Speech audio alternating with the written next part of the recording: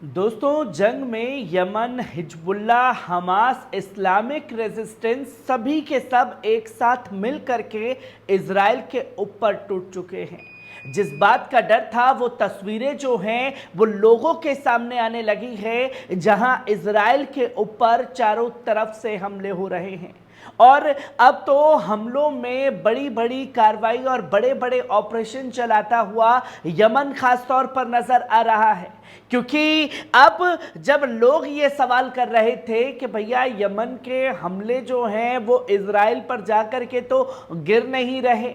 तो अब यमन ने लाल सागर के साथ साथ इराक में पहुंच करके इराकी रेजिस्टेंस के साथ मिल करके इजरायली पोर्ट को निशाना बनाना शुरू कर दिया है। जहां अशदोद और हाइफा पर ड्रोन दागे गए हैं, तो वहीं लाल सागर में अमेरिकी जहाज पर ऐसा निशाना लगाया है कि उसे समुद्र में ही डुबा दिया गया है। वहीं दूसरी तरफ यमन की तरफ से यह भी बताया गया है कि एक नेटवर्क यमन के अंदर ही ऐसा काम कर रहा है जो मोसाद, अमेरिका और ब्रिटेन की जासूसी कंपनी से जुड़ा हुआ है, जिसके बारे में खुलासा खुद यमन की फोर्स द्वारा किया गया। वहीं तीसरी तरफ यमन के सागर में,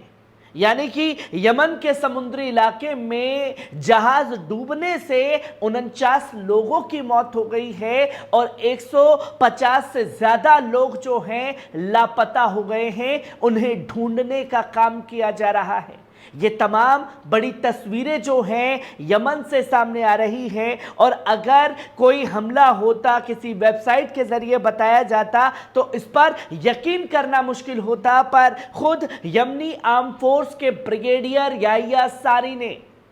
आकर के खुद बताया कि हाँ, हमने बड़े ऑपरेशंस को अंजाम दिया है, जो कि आप साफ तौर पर स्क्रीन पर देख सकते हैं। जहां ये बताया गया याह्या सारी द्वारा कि हमने कब्जे वाले फिलिस्तीन के बंदरगाहों में प्रवेश पर प्रतिबंध लगाने के निर्णय का उल्लंघन करने वाली एक कंपनी के जहाज को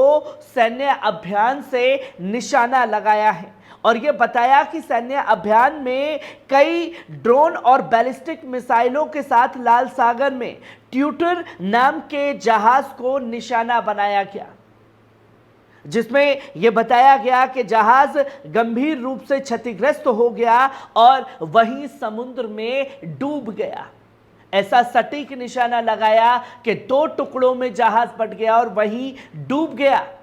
जिसकी जानकारी खुद याह्या सारी द्वारा दी गई है। और फिर इराक में अशदोद और हाइफा शहरों में 2 महत्वपूर्ण ठिकानों पर इस्लामिक प्रतिरोध के साथ 2 संयुक्त सैन्य अभियान चलाए गए,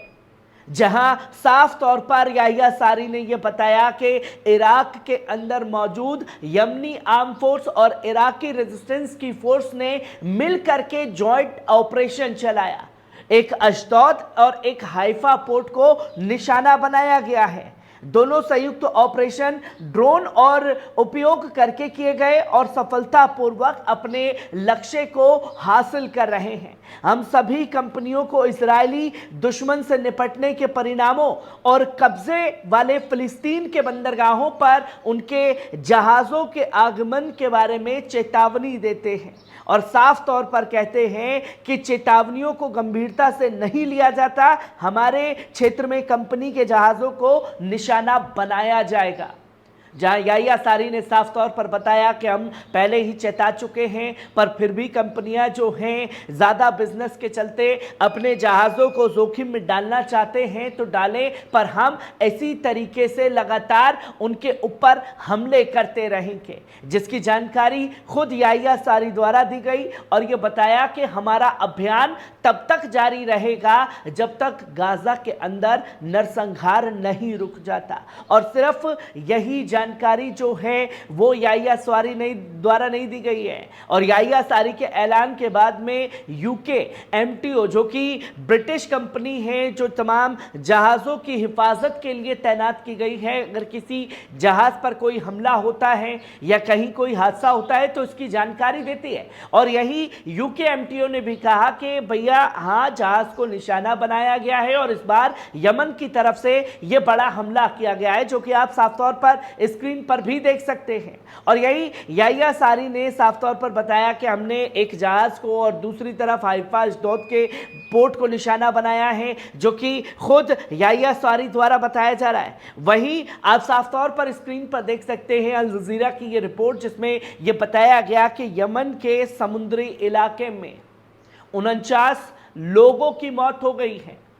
और 150 से ज्यादा लोग जो हैं वो लापता हैं, जो नाव डूबने से ये बड़ा हादसा हुआ। अब हादसा कहें या निशाना बनाया गया, इसकी जानकारी जो है अभी तक नहीं दी गई है, जिसमें यह बताया गया कि हॉर्न ऑफ अफ्रीका से यमन जा रहे शरणार्थियों और प्रवासियों को ले जा रही नाव के डूबने से 49 लोगों की मौत हो गई है, 140 लोग लापता हैं। अल जजीरा ने संयुक्त राष्ट्र के अंतर्राष्ट्रीय प्रवासन संगठन IOM से हवाला देते हुए रिपोर्ट दी। रिपोर्ट में ये के मुताबिक सोमवार को नाव पलट गई, उसमें करीब 260 लोग सवार थे, जिसमें से ज्यादातर इथियोपिया और सोमालिया के सभी यमन पहुंचने के लिए अदन की खाड़ी को पार करते हुए सोमालिया के उत्तरी तट से निकले। इसकी दूरी करीब 320 किलोमीटर बताई गई है।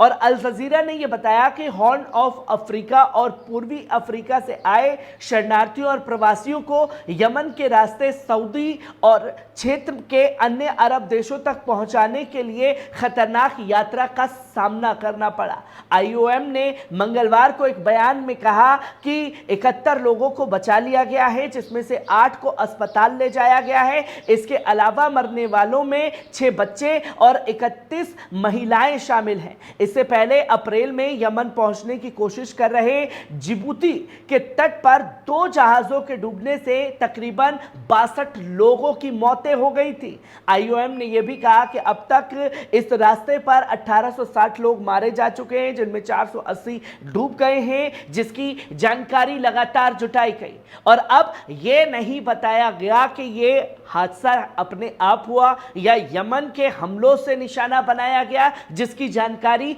अभी तक लोगों के सामने नहीं आई है। पर बड़ा हादसा पहली मर्तबा जंग के दौरान में यमन के अंदर और वो भी समुद्री इलाके में हुआ है, जहां मौतों की खबरें जो हैं वो सामने आई है। वहीं आप साफ तौर पर स्क्रीन पर देख सकते हैं कि खुद यमन आर्म फोर्स के एक सीनियर ने यह बताया कि एक जासूसी कंपनी जो है वो मोसाद अमेरिका ब्रिटेन के लिए काम कर रही है, जहां यह बताया गया और घोषणा की गई यमना सुरक्षा बलों के अमेरिकी और इजरायली खुफिया एजेंसियां संचालित एक बड़े जासूसी नेटवर्क का पर्दाफाश किया है। अधिकारियों ने खुलासा किया है कि नेटवर्क 2015 से यमन में तमाम जानकारी जुटा रहा है। सुरक्षा और खुफिया सेवा के प्रमुख मेजर जनरल अब्दुल हकीम हशम अल खेवानी ने एक टेलीविजन के बयान में यह कहा कि हमारे कुछ सुरक्षा तंत्र जो हैं वो मोसाद के साथ मिलकर के काम करते हैं और यमनी आर्म फोर्स की अहम जानकारियां जो हैं उन्हें प्रोवाइड कराते हैं, जिनको तुरंत पकड़ लिया गया है और उनके ऊपर बड़े एक्शन की तैयारी में यमन आर्म फोर्स भी जुट चुकी है।